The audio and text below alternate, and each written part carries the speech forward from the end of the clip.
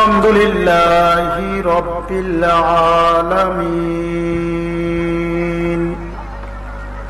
ওয়াল আকিবাতু লিল মুত্তাকিন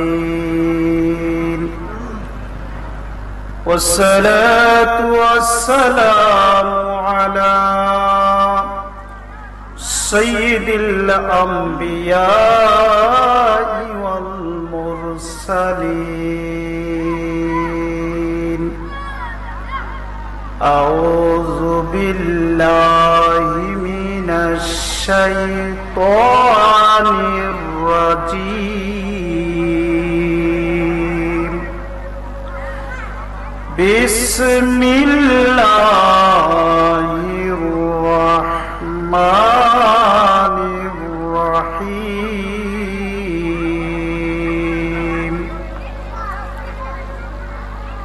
ইন্নাল্লাহা ওয়া মালাইকাতাহু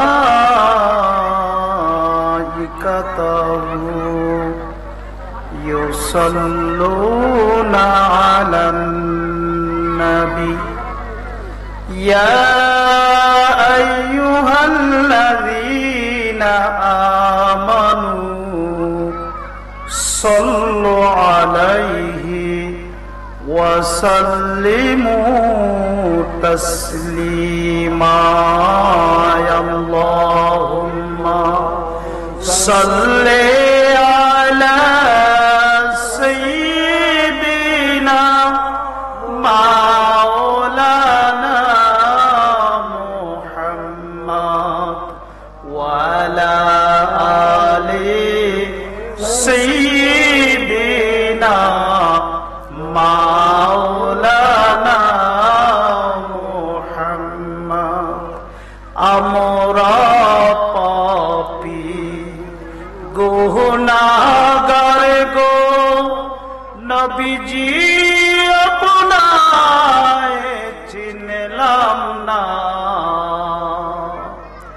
সেই কারণে রোজ হাসরে নবীজি আমাদের ভুলবেন না আল্লাহুম্মা সাল্লি আলা সাইয়্যিদিনা মাওলানা মুহাম্মদ ওয়া আলা আলি সাইয়্যিদিনা মাওলানা মুহাম্মদ আজরাইলের বিকট চেহারা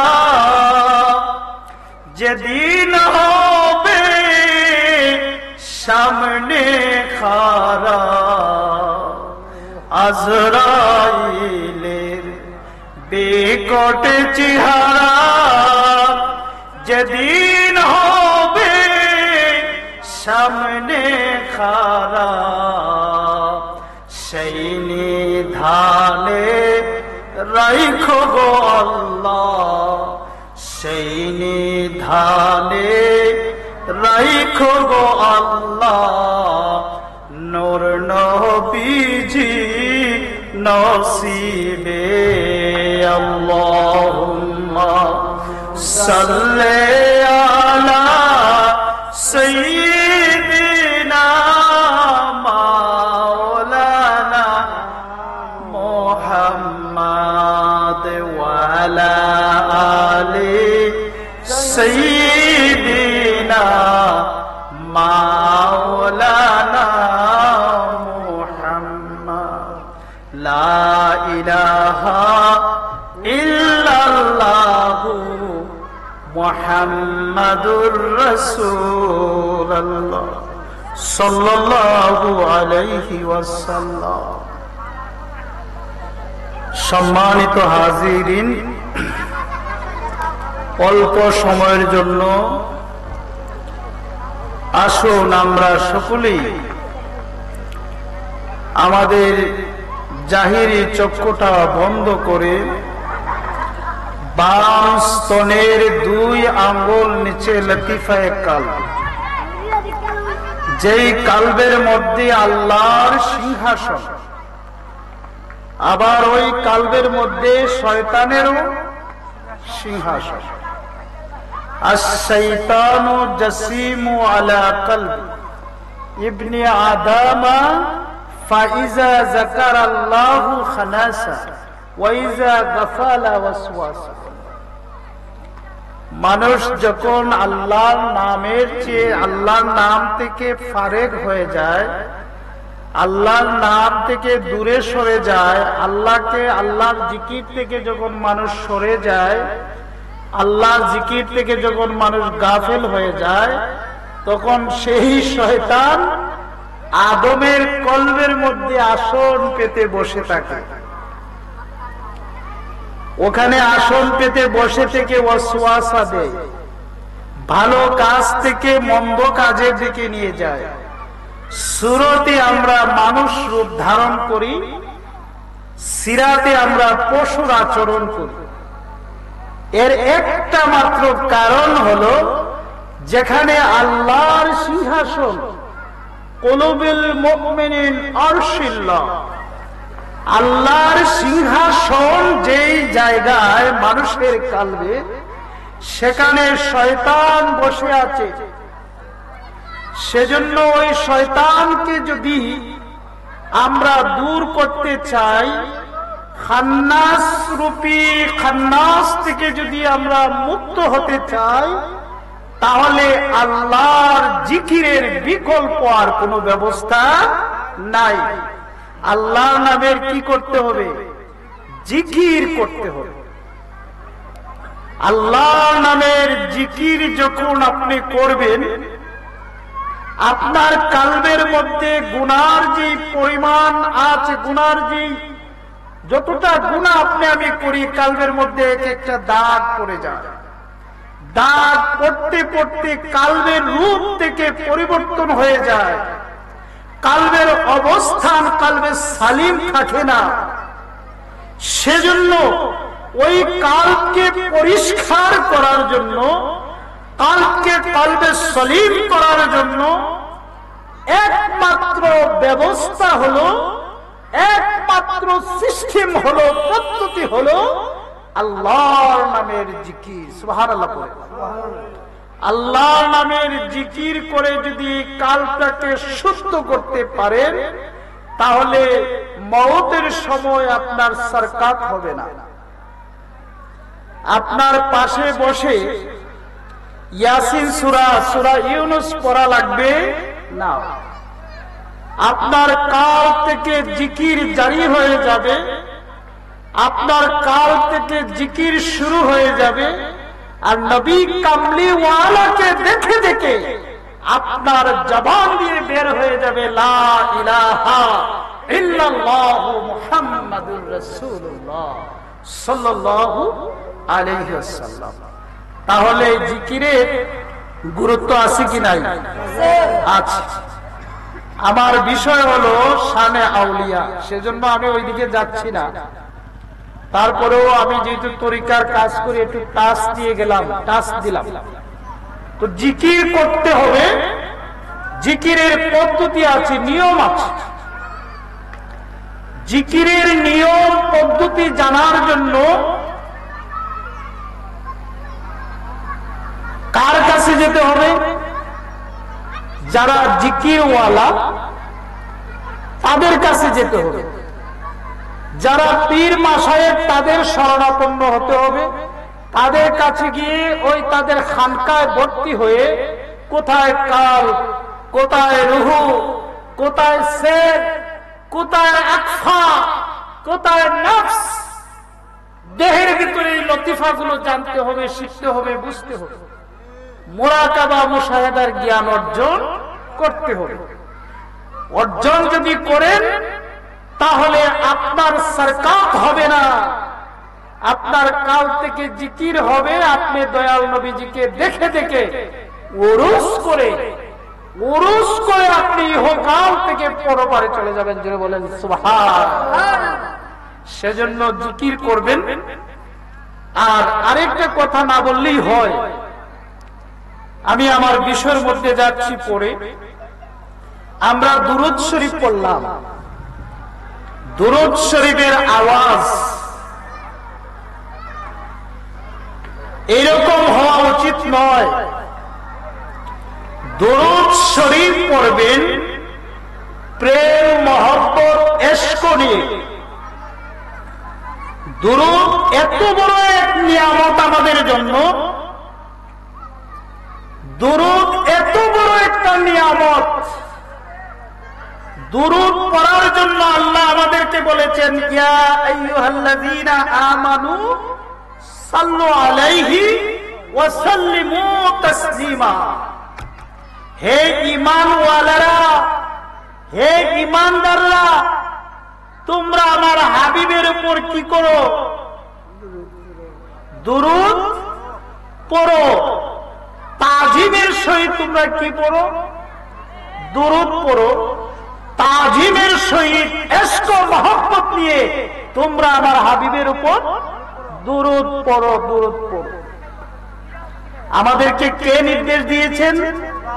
আল্লাহ। নামাজ পড়ার নির্দেশ কে দিয়েছেন? রোজা রাখার নির্দেশ কে দিয়েছেন? হজ করার নির্দেশ কে দিয়েছেন? আল্লাহ। আল্লাহ আমাদেরকে নির্দেশ দিয়েছেন ইবাদত করার জন্য, হালাল পথে চলার জন্য, হারাম থেকে বর্জন থাকার জন্য। দুরূদ শরীফের নির্দেশও আল্লাহ দিয়েছেন। নামাজ আল্লাহ নির্দেশ দিয়েছেন, আল্লাহ নামাজ পড়েন না। রোজার নির্দেশ আল্লাহ দিয়েছেন, আল্লাহ রোজা রাখেন না। হজ করার নির্দেশ আল্লাহ দিয়েছেন, আল্লাহ হজ করেন না। এই কথা বলল, আল্লাহ কি নামাজ পড়েন? আল্লাহ রোজা রাখেন?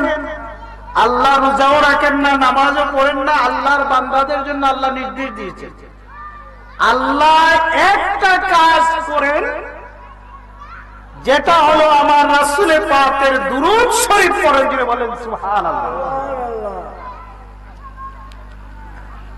ইবাদত করার জন্য নির্দেশ আল্লাহ আমাদেরকে দিয়েছেন, দুরূদ পড়ার জন্য আল্লাহ আমাদেরকে নির্দেশ দিয়েছেন। কিভাবে দুরূদ পড়বেন? তাজিমের সহিত ইশক মহব্বত নিয়ে দুরূদ পড়বেন। আর ওই দুরূদের ব্যাপারে, ইশক মহব্বতের দুরূদের ব্যাপারে আমার রাসূল বলেন যে ইশক মহব্বত নিয়ে আমি আমার উপর দুরূদ পড়ে আমি তাকেও চিনি, তার বাবাকেও চিনি, কোন মাধ্যমের প্রয়োজন হয় না, সরাসরি আমি তার দুরূদ শরীফ শ্রবণ করি। দিয়ে বলেন সুবহানাল্লাহ। ফেরেশতার প্রয়োজন হয় না, আমি সরাসরি তার দুরূদ কি করি? শুনি, শ্রবণ। অতএব আমার কথা হলো, আল্লাহর নির্দেশ নামাজ পড়া, আল্লাহর নির্দেশ হজ করা, যাকাত দেওয়া। আল্লাহ যাকাত দেওয়ার জন্য নির্দেশ দিয়েছেন, নামাজ পড়ার জন্য নির্দেশ দিয়েছেন, হজ করার জন্য নির্দেশ দিয়েছেন, দুরূদ পড়ার জন্য আল্লাহ নির্দেশ দিয়েছেন। আল্লাহ নিজেও দুরূদ পড়েন। কাদেরকে নিয়ে? ফেরেশতাদেরকে নিয়ে। ইন্নাল্লাহা ওয়া মালাইকাতাহু ইউসাল্লুনা আলান নবী। আল্লাহ বলেন, নিশ্চয়ই আমি আল্লাহ, ওয়া মালাইকা এক বচন, ওয়া মালাইকাতাহু বহু বচন, সমস্ত ফেরেশতাদেরকে নিয়ে ইউসাল্লুনা কন্টিনিউয়াস, চলমান, গঠমান, ইউসাল্লুনা যার শুরু আছে শেষ নাই, ইউসাল্লুনা আমি আমার সমস্ত ফেরেশতাদেরকে নিয়ে ইউসাল্লুনা আলান নবী, নবীর উপর দুরূদ শরীফ পড়তেছি। জুড়ে বলেন সুবহানাল্লাহ। তাহলে আল্লাহ পাক যেই দুরূদ শরীফ পড়েন, ফেরেশতারা পড়েন, ওই দুরূদ শরীফের আওয়াজ, ওই দুরূদ শরীফের মহব্বত কম হবে না বেশি হবে? আরো জুড়ে বলেন, কম হবে না বেশি হবে? বেশি হবে। তাহলে আমরা যে শুরুতে দুরূদ শরীফ পড়লাম, এটার আওয়াজ কি বেশি হয়েছে না কম হয়েছে? কম হয়েছে। আমার অনুরোধ থাকবে, আহ্বান থাকবে, দুরূদে মুস্তাফার উসিলায় কাল হাসরের মধ্যে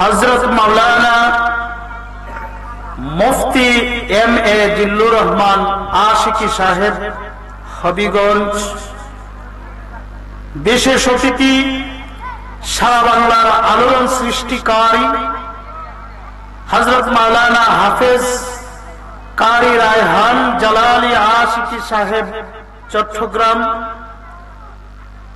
আজকের মাহফিলের প্রধান বক্তা কোকিল কণ্ঠের অধিকারী বিশিষ্ট আলেমে দ্বীন আশিক রাসূল হযরত মাওলানা সমুজ আলী মুজাহিদি আল কাদরি সাহেব বাহুবল হবিগঞ্জ,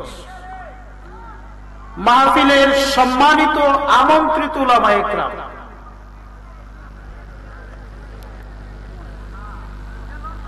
উপস্থিত হাজিরানে মজলিস,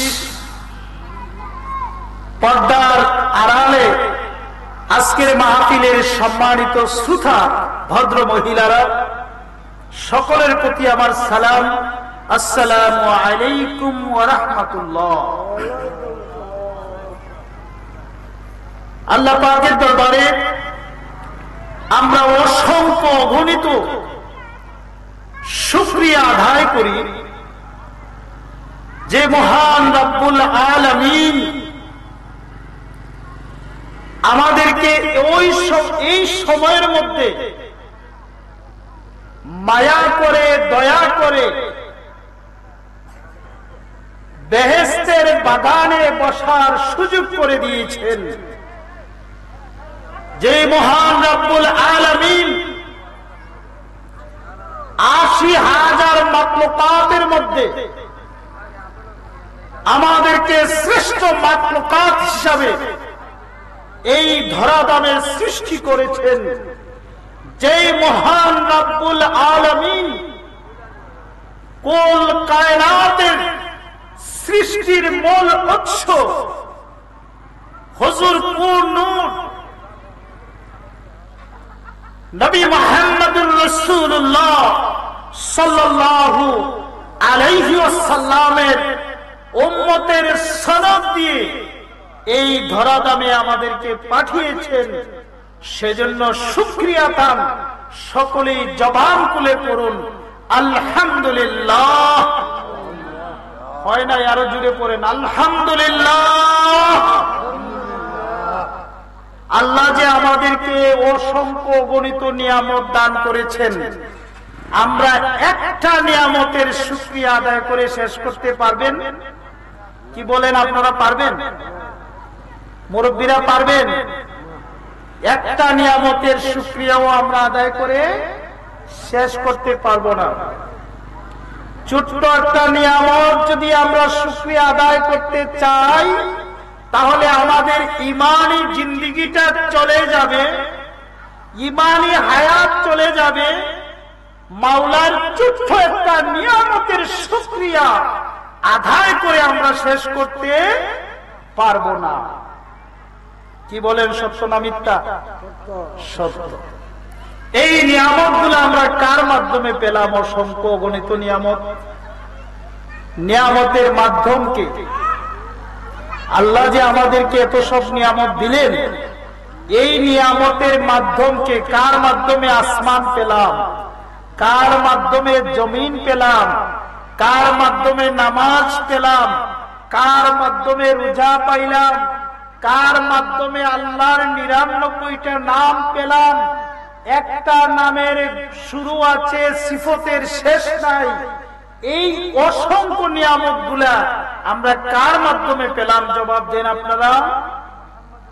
নবী মুহাম্মদুর রাসূলুল্লাহ সাল্লাল্লাহু আলাইহি ওয়াসাল্লামের মাধ্যমে।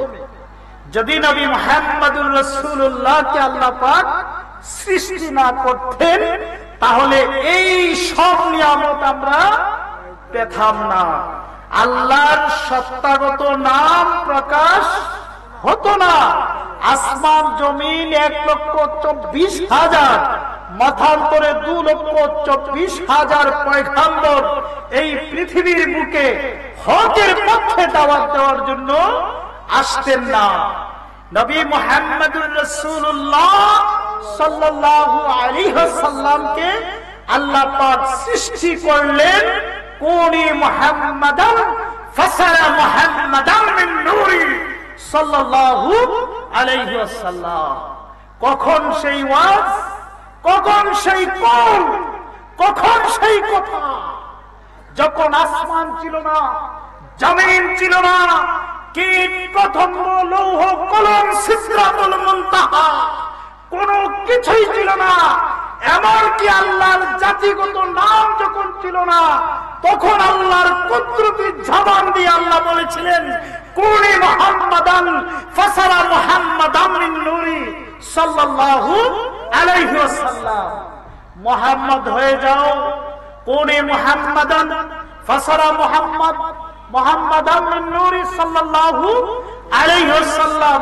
মুহাম্মদের নূর হয়ে যাও, মুহাম্মদীর নূর হয়ে যাও, সাথে সাথে কুন ফায়াকুন মুহাম্মদ সাল্লাল্লাহু আলাইহি ওয়াসাল্লামের নূর মুবারক সৃষ্টি হয়ে গেল। জুড়ে বলেন সুবহানাল্লাহ। নূর মুবারককে আল্লাহ পাক সৃষ্টি করে তিনটা অবস্থান দিলেন। কয়টা অবস্থান? তিনটা অবস্থান। তিনটা অবস্থানের মধ্যে যখন আল্লাহ সৃষ্টি করলেন, তখন সেই নূরের অবস্থান হলো সূরতে হাত্তি। জুড়ে বলেন সুবহানাল্লাহ। দ্বিতীয় অবস্থান হলো সূরতে মালাকি। তৃতীয় অবস্থান হলো সূরতে বাশার।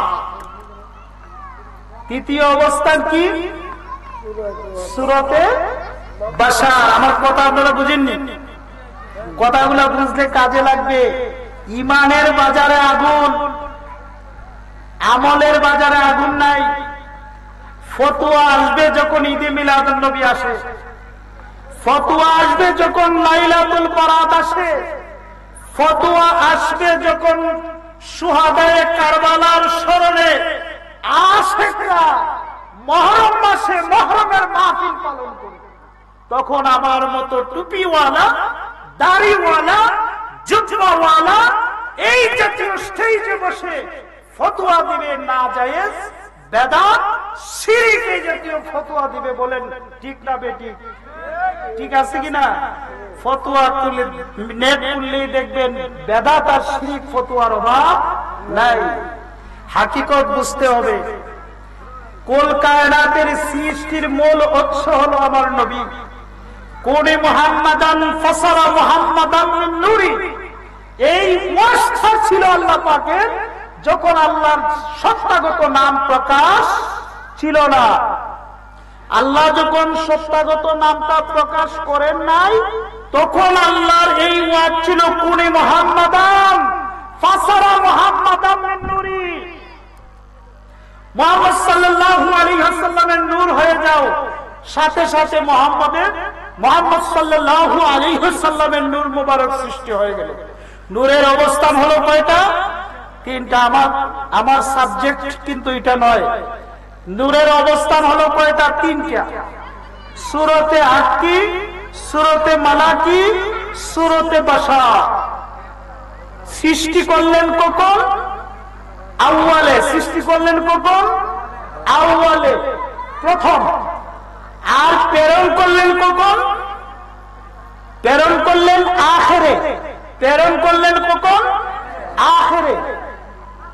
570 খ্রিস্টাব্দে 12ই রবিউল আউয়াল মাসে ওমা আরসালনাকা ইল্লা রাহমাতাল লিল আলামিন, এমন একটা সার্টিফিকেট আল্লাহ পাক আমার নবীকে দিলেন, যেই সার্টিফিকেট অন্য কোন নবী পয়গম্বর রাসূলকে দেন নাই। এক একটা কওমের জন্য, এক একটা গোত্রের জন্য ঈসা নবী বলেন, ইব্রাহিম নবী বলেন, মুসা নবী বলেন, ওনারা ছিল রহমত। এক একটা গোত্রের জন্য, কওমের জন্য, সম্প্রদায়ের জন্য। আর আমার নবীকে আল্লাহ সার্টিফিকেট দিলেন কি? ওমা আরসালনাকা ইল্লা রাহমাতাল লিল আলামিন। ওগো আমার হাবিব, আপনাকে আমি সারাটা জাহানের জন্য কুল কায়নাতের জন্য, সৃষ্টির সমস্ত বস্তুর জন্য, সৃষ্টির সমস্ত প্রাণীর জন্য আমি আপনাকে তৃতীয় নম্বর সূরাতে বাশার দিয়া রহমতের সার্টিফিকেট দিয়ে আমি আপনাকে প্রেরণ করলাম, পাঠিয়ে দিলাম। যে বলেন সুবহানাল্লাহ।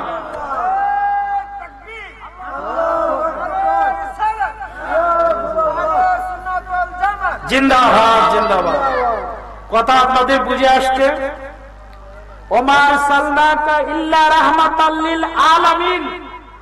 আল্লাহ ওখানে বলেন নাই যে 570 খ্রিস্টাব্দে আমার নবীকে সৃষ্টি করেছেন। আল্লাহ তখন বলেছেন কুনি মুহাম্মাদান ফাসারা মুহাম্মাদান মিন নূরি। যখন কোনো কিছু ছিল না তখন আমার নবী নূর মুবারক আল্লাহ কি করেছেন? সৃষ্টি করেছেন। কথা বুঝতেছেন আপনারা? সৃষ্টি করেছেন। আর তৃতীয় নম্বর সূরাতে বাশার দিয়া, মানবের একটা কভার দিয়া, মানুষের চামড়া দিয়া, তৃতীয় নম্বর সূরা দিয়া আল্লাহ সার্টিফিকেট দিলেন ওমা আরসালনাকা ইল্লা রাহমাতাল লিল আলামিন। 570 খ্রিস্টাব্দে এই ধরাধামে আমার নবীকে আল্লাহ প্রেরণ করলেন। কি করলেন? প্রেরণ করলেন, ট্রান্সফার করলেন, পাঠিয়ে দিলেন। জুড়ে বলেন সুবহানাল্লাহ। এক জায়গা থেকে আরেক জায়গায় কি করলেন? পাঠিয়ে দিলেন। এক জায়গা থেকে আরেক জায়গায় প্রেরণ করে দিলেন। কথা ক্লিয়ার? অতএব নবীর শান নিয়ে, নবীকে নিয়ে কোন ধরনের সমালোচনা চলবে না। যদি কেউ করে আর ওনার দাড়ি যদি লম্বাও থাকে, ওনার পাগড়ি যদি থাকে, জুব্বা থাকে, ওনার তাজ্জুদ থাকে, তাসবিহ তাহলিল থাকে, তাহলে ওনার ঈমান আসেনি? ওনার ঈমান নাই। উনি মুনাফিক মার্কা মুসলমান। মুনাফিকরা আল্লাহ রাসূলের সঙ্গে জিহাদ করত, নামাজ পড়তো। আল্লাহ রাসূল যখন খুশি হতেন মুনাফিকরা বেজার হতো। রাসূলের পাক যখন বেজার থাকতেন মুনাফিকরা খুশি হতো।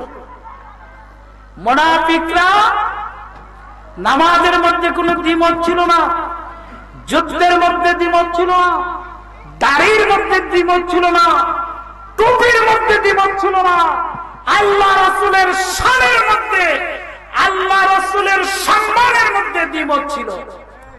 এজন্য আল্লাহ পাক এই মুনাফিকদের উদ্দেশ্যে পবিত্র কালাম শরীফের মধ্যে একখানা সূরা নাজিল করে দিয়েছেন।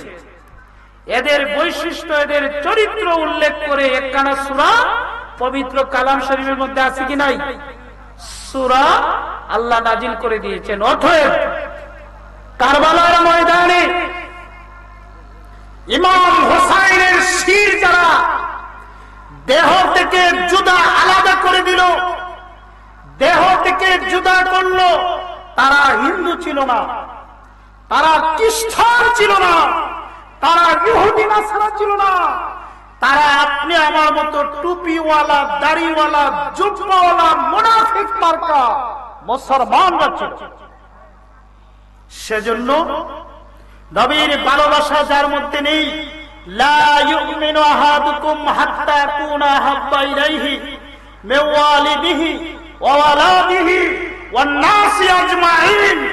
নবীর ভালোবাসা আপনার জানের চেয়ে, আপনার সন্তানের চেয়ে, আপনার বিবির চেয়ে, আপনার বাবার চেয়ে, জাগতিক যত সম্পত্তি আল্লাহ আপনাকে দান করেছেন সকল নিয়ামতের চেয়ে, সকল সম্পত্তির চেয়ে আমার রাসূলের ভালোবাসা আপনার মধ্যে আমার মধ্যে বেশি থাকতে হবে।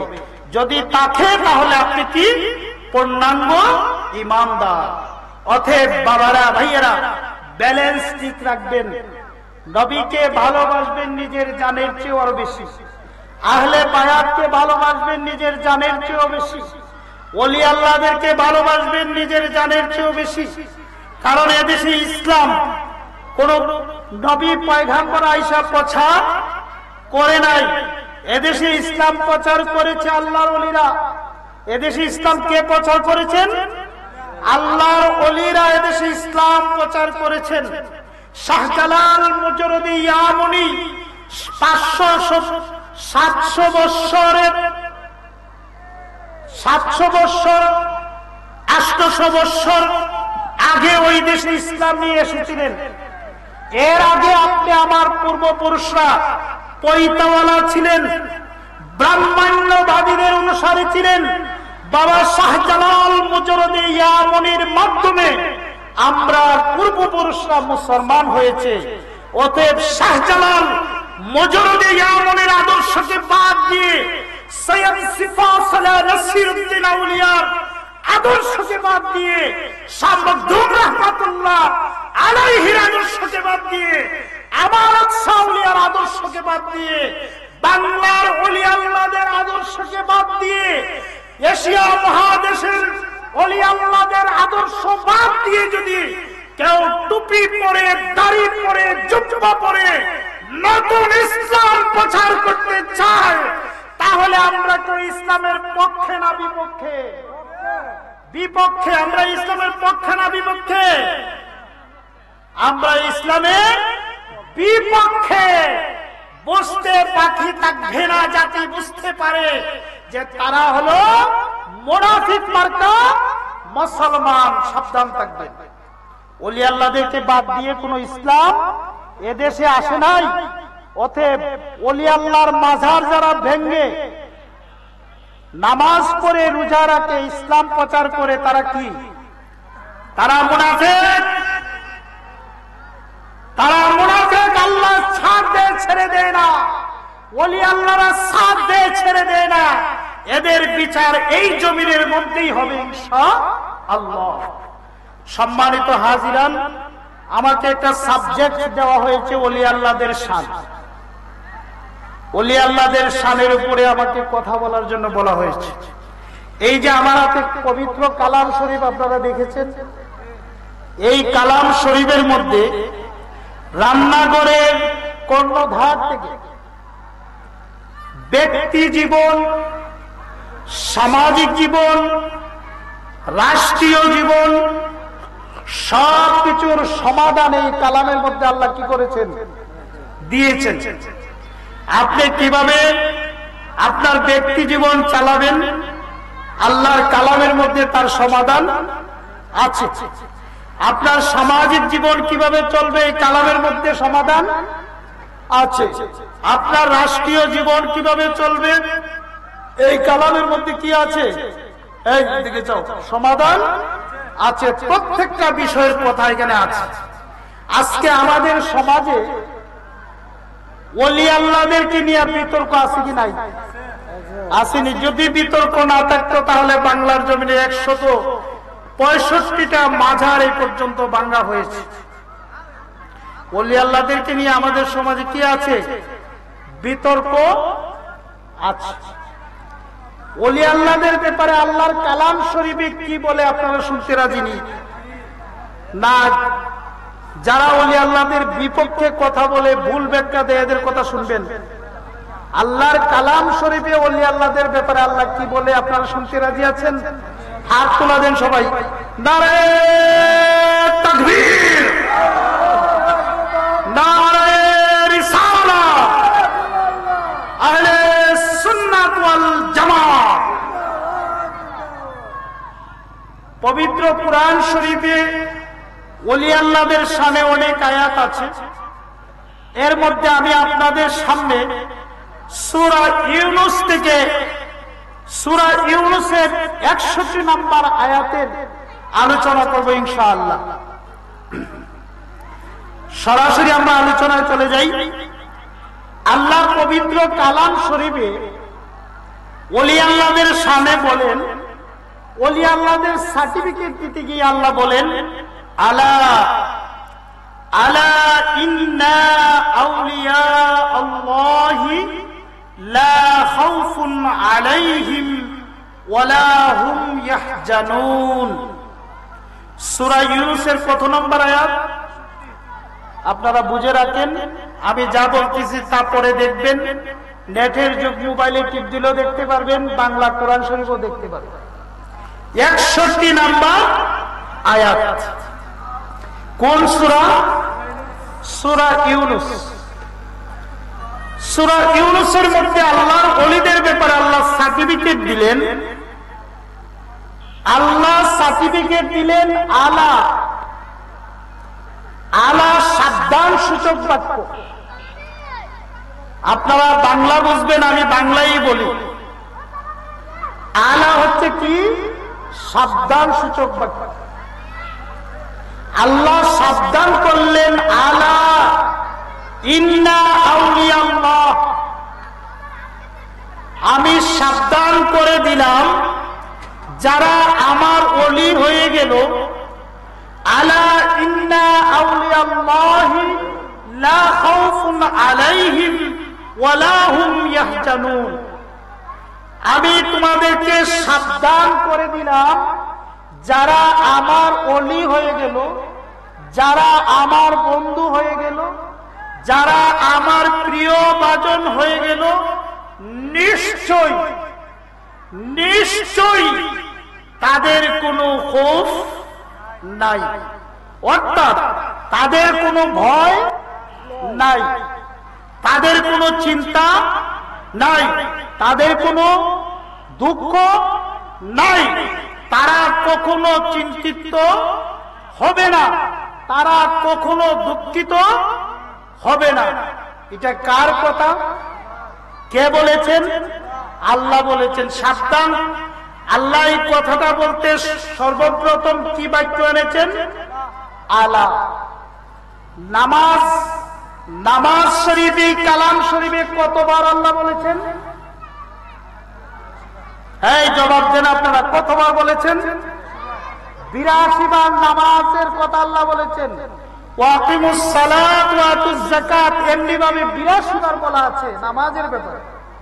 নামাজের ব্যাপারে 82টা আয়াত আছে আল্লাহর পক্ষ থেকে। একটা আয়াতের আগেও আল্লাহ বলেন নাই আলা ওয়াকিমুস সালাত ওয়া আতুজ যাকাত। 82টা আয়াতের আগে আল্লাহ একবারও বলেন নাই সাবধান করে দিলাম তোমরা নামাজ কায়েম করো, যাকাত প্রদান করো। কেন বলেন নাই?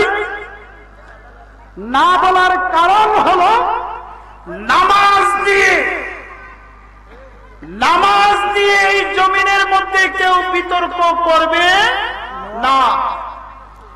নামাজ দিয়ে বিতর্ক আসেনি মুরব্বীরা? কি বলেন আপনারা? আছে।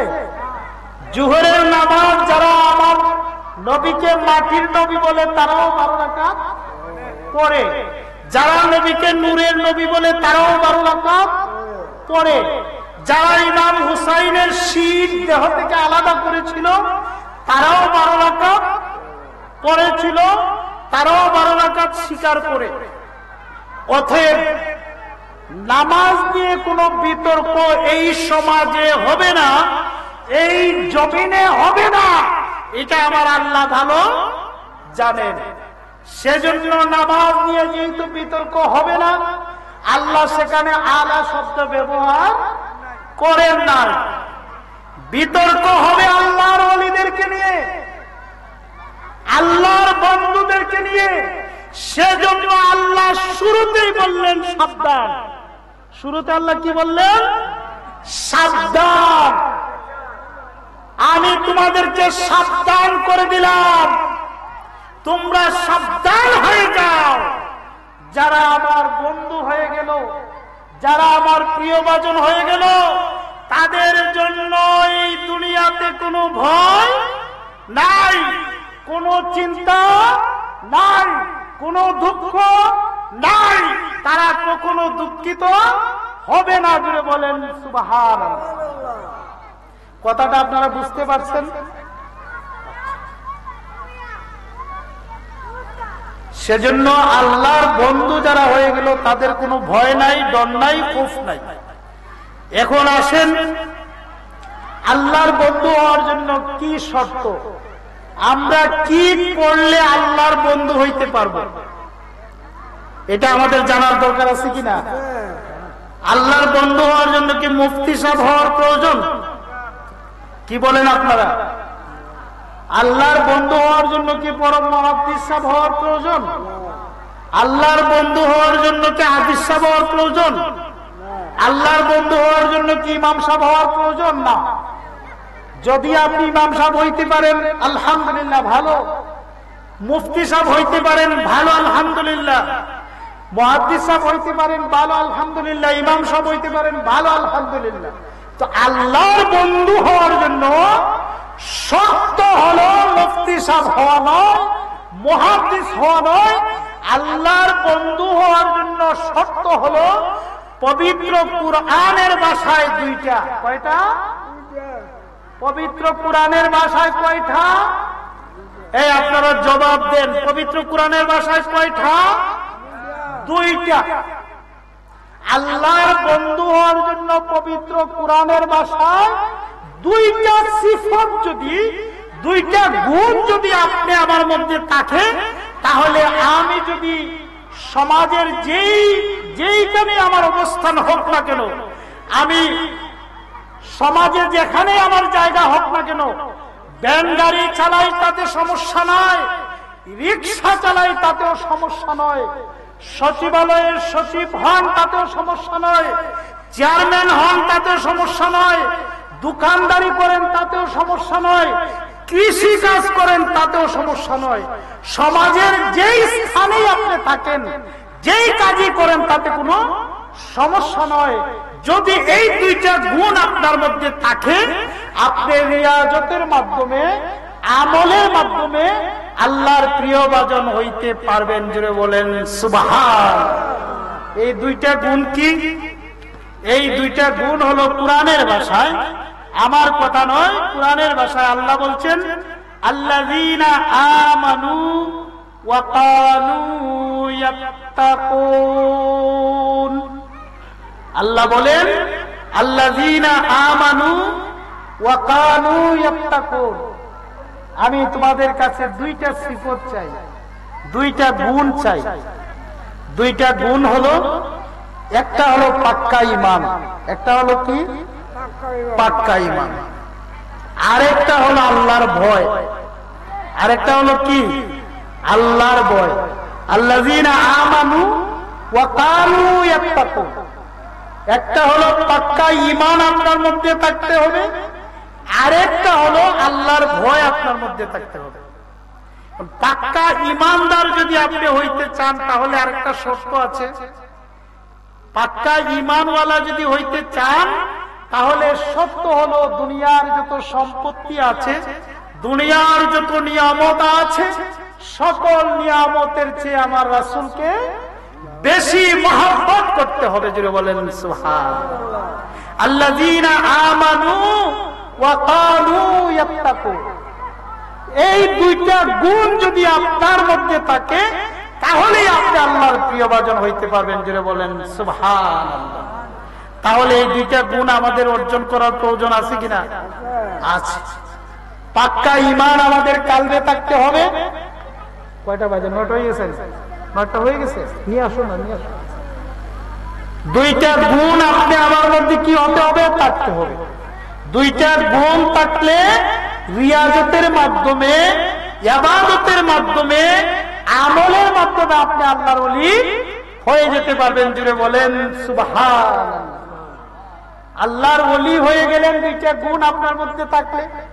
আল্লাহর ওলি হওয়ার পরে আল্লাহ আরো সংবাদ দিচ্ছেন, আল্লাহ আরো সুসংবাদ আমাদের আরো ওলিদের জন্য দিচ্ছেন। আল্লাহর ওলি হওয়ার জন্য হওয়ার পরে আল্লাহ কি বলতেছেন? যারা আল্লাহর প্রিয়ভাজন হয়ে গেল, আল্লাহর বন্ধু হয়ে গেল, তাদের জন্য আল্লাহ ঘোষণা করলেন পরের আয়াতে, লাহুমুল বুশরা ফিল হায়াতিদ দুনিয়া ওয়া ফিল আখিরাহ। আল্লাহ পরের আয়াতে বললেন, যারা আমার প্রিয়ভাজন হয়ে গেল। মাওলানা সমজ আলী সাহেব, আপনি মেহরবানি করে স্টেজে চলে আসুন। আমি এলাকার লোক, এলাকার সন্তান, বিদেশি মেহমান যারা আছে তাদের আলোচনা শোনা আমাদের কি দরকার। চলে আসুন।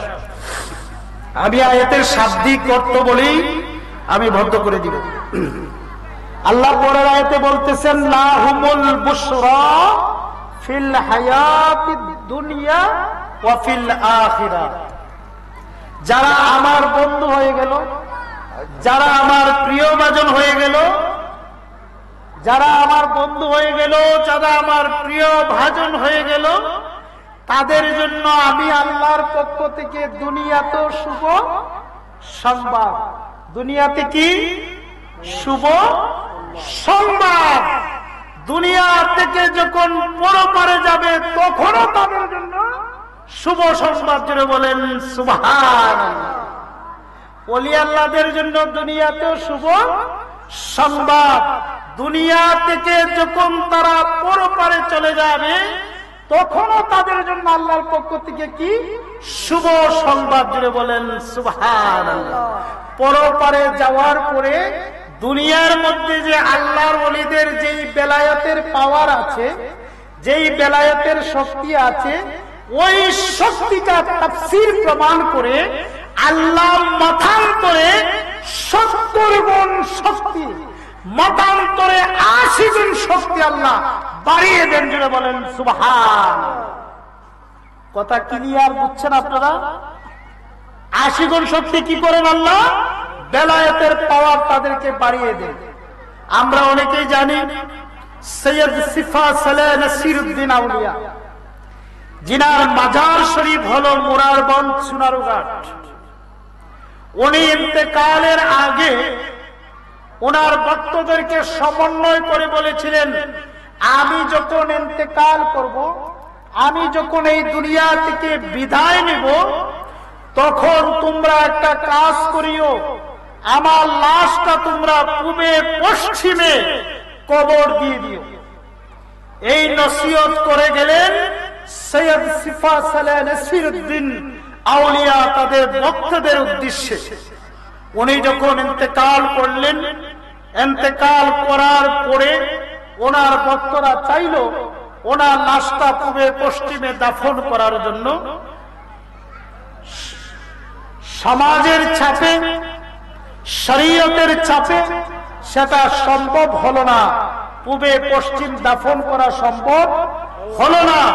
উত্তরে দক্ষিণে দাফন হয়ে গেল। উত্তরে দক্ষিণে দাফন হওয়ার পর ইতিহাস প্রমাণ করে যখন দাফনের কার্যক্রম শেষ হয়ে গেল, জিন্দাওয়ালারা 40টা কদম দূর যেতে পারল না, একটা বিকট শব্দ করে আল্লাহর ওলি নাসিরউদ্দিন সিফা সালাহ মাঝারটুকু পূবে পশ্চিমে হয়ে গেল জুড়ে বলেন সুবহানাল্লাহ। তাহলে আল্লাহর ওলিরা যদি মৃত্যুর পরে তাদের পাওয়ার না থাকতো, তাহলে এইটা কিভাবে সম্ভব হয়?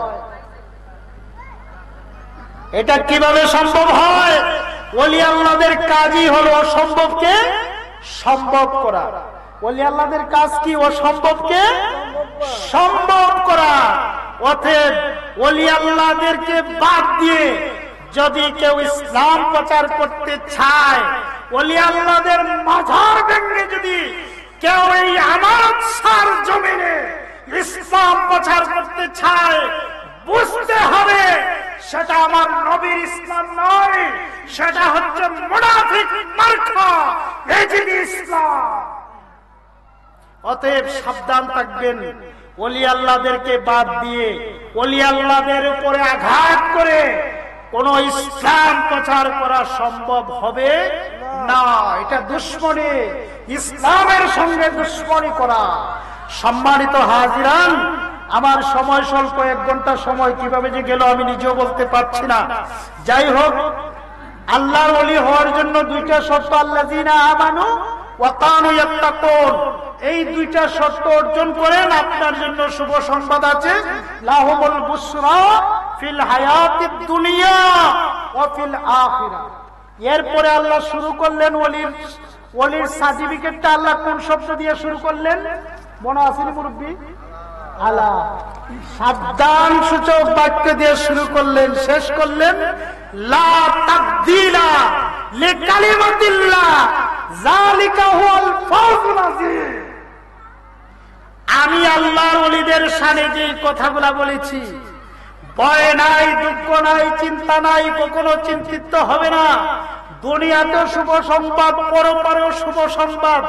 লা তাবদীলা লিকালিমাতিল্লাহ যালিকা হুয়াল ফাওজুল আযীম। আমার কথাতে কোনো পরিবর্তন হবে না, রদ বদল হবে না। জুড়ে বলেন সুবহানাল্লাহ। সম্মানিত সুধী, আমার সময় স্বল্পতার জন্য এই আয়াতের পুরাপুরি ব্যাখ্যা তাফসীর আমি করতে পারলাম না। এই আয়াতের তাফসীর যদি করি কমপক্ষে 3 থেকে 4 ঘন্টা সময়ের প্রয়োজন। অতএব শাব্দিক অর্থটুকু আপনাদের সামনে বললাম, আপনারা আমল করার চেষ্টা করবেন। ওলি আল্লাহদের প্রেম কালবে ধারণ করবেন, নবীর প্রেম কালবে ধারণ করবেন, আল্লাহর ভয় কালবে ধারণ করে নামাজ, রোজা, হজ, যাকাত করবেন। আপনার ইবাদত ব্যালেন্স হয়ে যাবে, আপনার দাড়ি টুপি ব্যালেন্স হয়ে যাবে। নবীর প্রেম, ওলির প্রেম যদি কালবে না থাকে, আল্লাহর ভয় যদি কালবে না থাকে, তাহলে আপনার নামাজ, আপনার রোজা, আপনার হজ, আপনার যাকাত, আল্লাহ দলিল দিচ্ছেন আমিলাতুন নাসিবাতুন তাসলা নারান হামিয়া, সবকিছু জাহান্নামের লাকড়ি হয়ে যাবে। অতএব আল্লাহর ভয় থাকতে হবে। অনেক টুপিওয়ালা, দাড়িওয়ালারা দেখা যায় হজের টাকা মেরে ফেলে। যারা হজের টাকা মারে, নামাজও ঠিক আছে, কিন্তু আল্লাহর ভয় আছে নি তার কালবে? আল্লাহর ভয় থাকলে তো হজের টাকা মারা সম্ভব নয়। যাই হোক, আমার অসমাপ্ত আলোচনা এখানে রাখলাম। সবাইকে ধন্যবাদ জানিয়ে আমি আমার অসমাপ্ত আলোচনা এখানে রাখলাম। আপনাদের খেদমতে একখানা আরজি, আগামী করলো দারুস সালাম দরবার শরীফ কমপ্লেক্সের ব্যবস্থাপনায় সুফি মহাসম্মেলন। অনেক আলেম ওলামা বাংলাদেশ থেকে আসবে। আমি গোলাম, ওখানের গোলামি করি। আমি এই দরবার শরীফের পক্ষ থেকে আপনাদের সকলকে দাওয়াত করলাম। দয়া করে, মেহরবান করে সেখানে যাবেন। তরিকতের আলোচনা হবে, জিকির আজকার হবে, নসিহতমূলক আলোচনা হবে। সবাই সেখানে যাবেন, তবারক দিয়ে আসবেন, আখিরি মুনাজাত করে আসবেন। সবাইকে ধন্যবাদ জানিয়ে আমি আমার অসমাপ্ত কথা এখানে রাখলাম।